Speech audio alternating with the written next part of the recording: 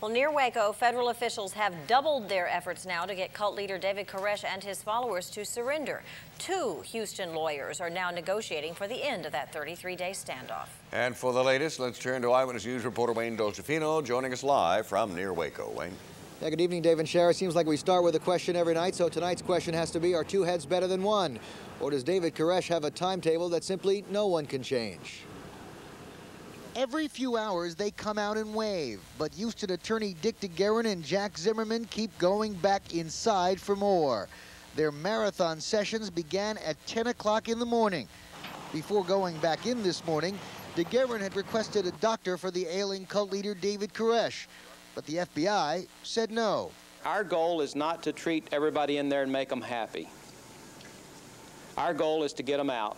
There's plenty of medical attention just a few hundred yards away, and that will all be provided for when people come out of the compound. They're 2 of Houston's most persuasive lawyers, but the FBI still thinks David Koresh has a definite timetable for what he's planning here, a religious one.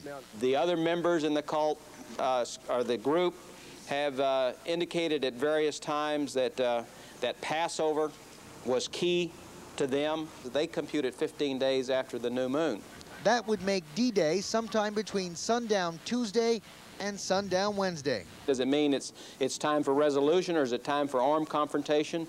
I'm hoping it means it's time for resolution. It's time for him to lead his people out, like what occurred at Passover, and lead his people to the promised land on to a new beginning.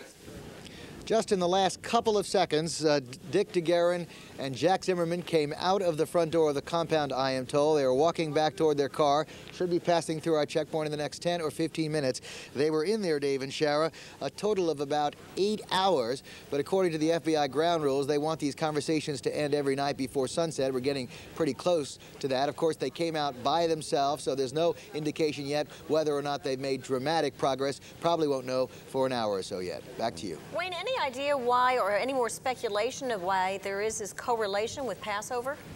The Davidians like to follow the readings of the Old Testament, although there are some biblical scholars, Shara, that think that the Last Supper that's referred to, Jesus' Last Supper, was actually a Passover dinner, although their calendar, as we said in the story, is slightly different. One other point, the FBI says during the negotiations they found that David Koresh is very flexible about his religious beliefs, so Passover for him, he might decide, is today or tomorrow. All right. Okay. Thanks, Wayne. Thanks. Okay.